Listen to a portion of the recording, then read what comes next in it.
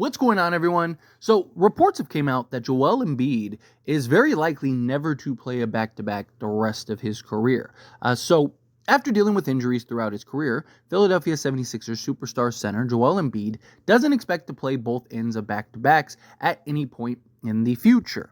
If I had to guess, I would probably never play back-to-backs the rest of my career, Embiid said, per ESPN's Tim Bottoms.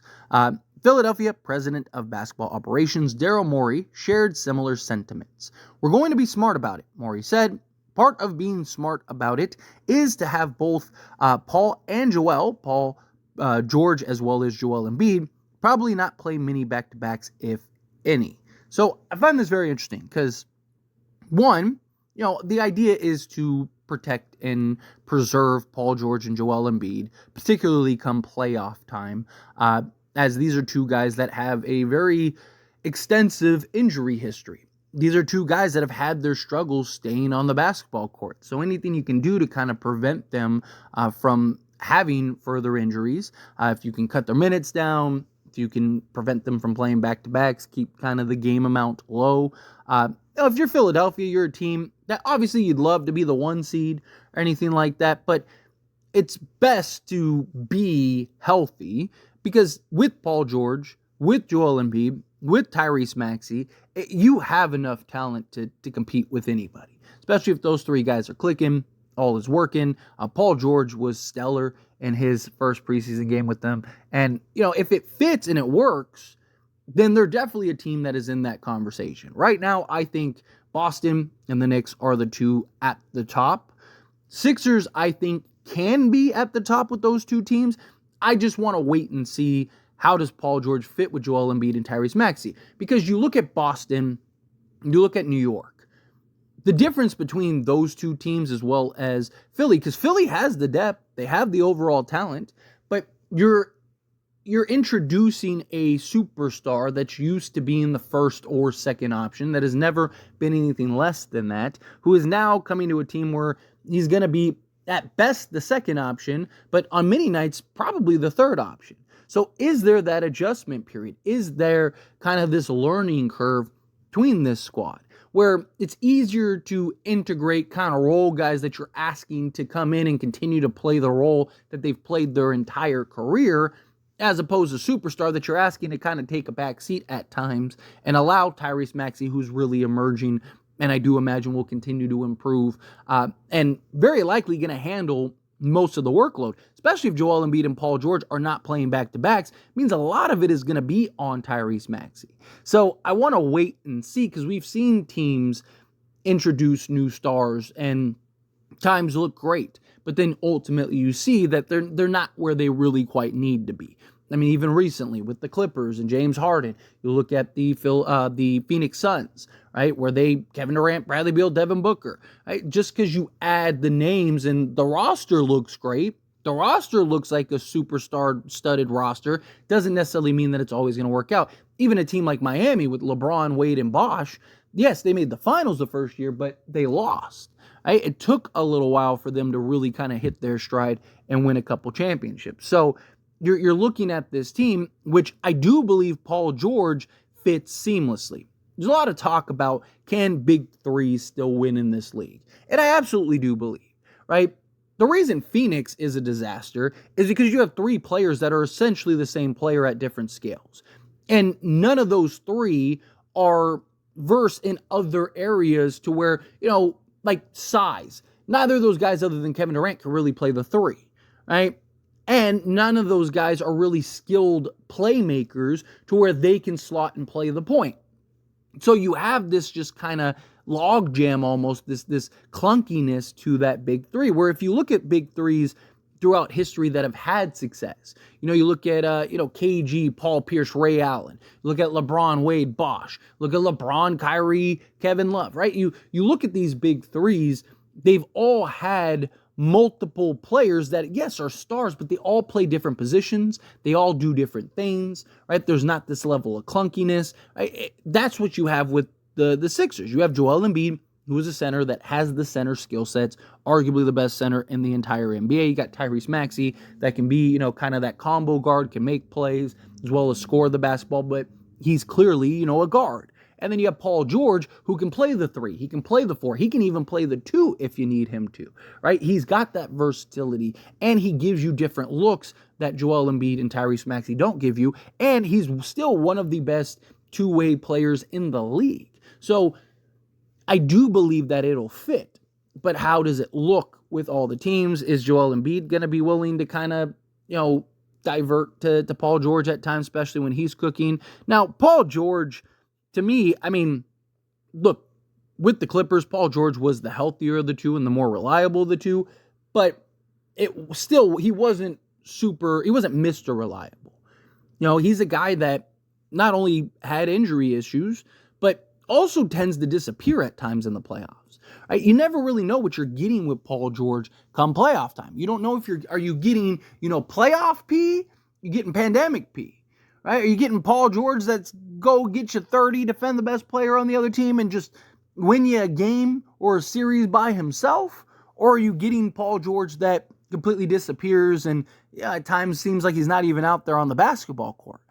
And you need him healthy come playoff time. If he can be healthy, right, and his ability to defend 1 through 5, essentially, as well as still go get you 25 to 30. Now, you don't really need him to do that, right? And that's kind of the hope, is that Paul George can kind of be around, 20 to 22 a game, somewhere in that ballpark.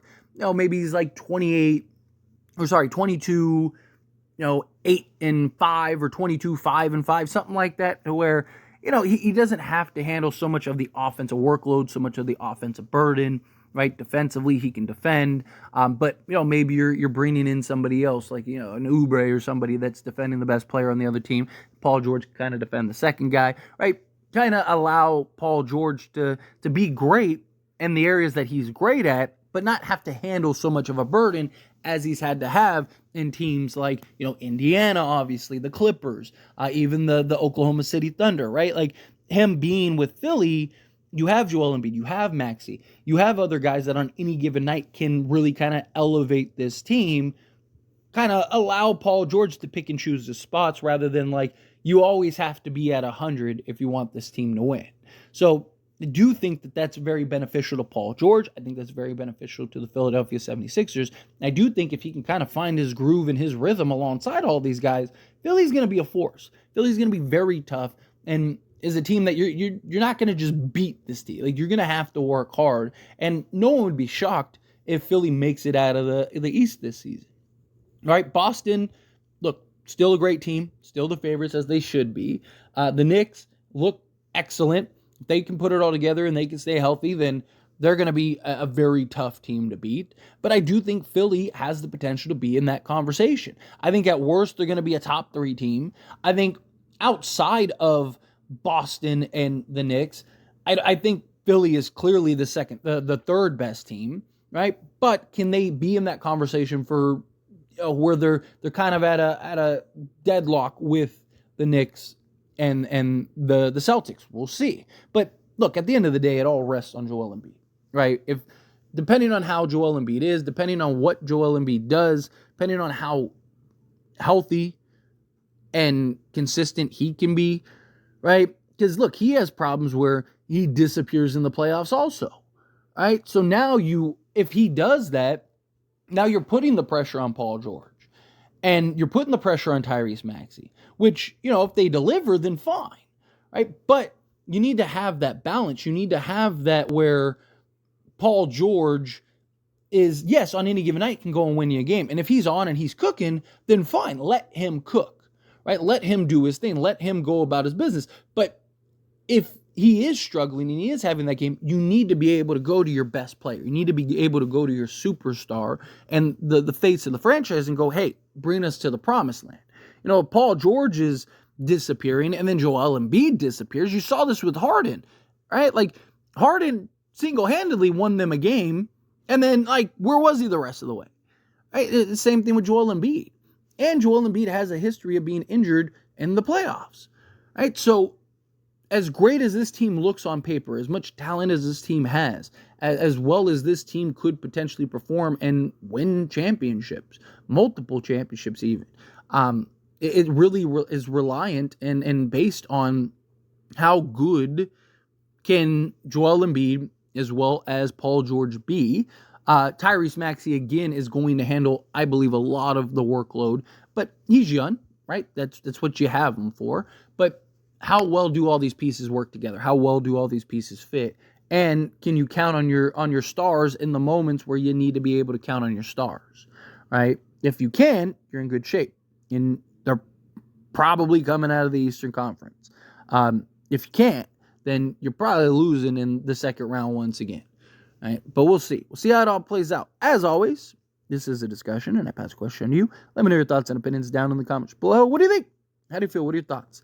Do you believe in the Philadelphia 76ers? Do you think that they are up there with the Knicks and the Celtics? Again, I want to be clear. Like, I'm not saying that they aren't. Boston's already proven. They just won a championship. The Knicks were the second best team in the league last year, and they added Mikal Bridges, right? The second best team in the East last year, and they added Mikal Bridges. And I think if they weren't injured, they would have been in the conference finals. And I actually do think that they would have given the Knicks or the Celtics a lot more trouble than the Indiana Pacers did. But again, that's a big problem with the Knicks in several of the pieces. OG, Karl Anthony Towns even. But you add Mikal Bridges and Cat to that team, I do think that team is still going to be, at worst, second best team in the East. I think they're still going to be very good. And I think that you're integrating high-tier role players rather than superstars. Right? It's why it worked for the Celtics right out the gate. They add in Drew Holiday. They add in Kristaps Porzingis. You're just asking them to play their role. You're not asking them to do anything or do anything different, make adjustments, make changes. It's like, hey, what you've done your entire career, just keep doing that, right? But those guys like Porzingis has always been best as like your third, fourth guy, right?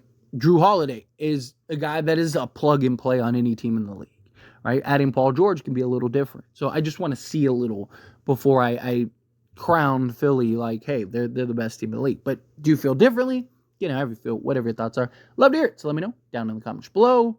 That being said, if you haven't liked this video, hit that like button. Helps me a lot. We enjoy these types of videos, and I truly appreciate it. Not subscribe to the channel, hit that subscribe button. Turn on the bell notifications.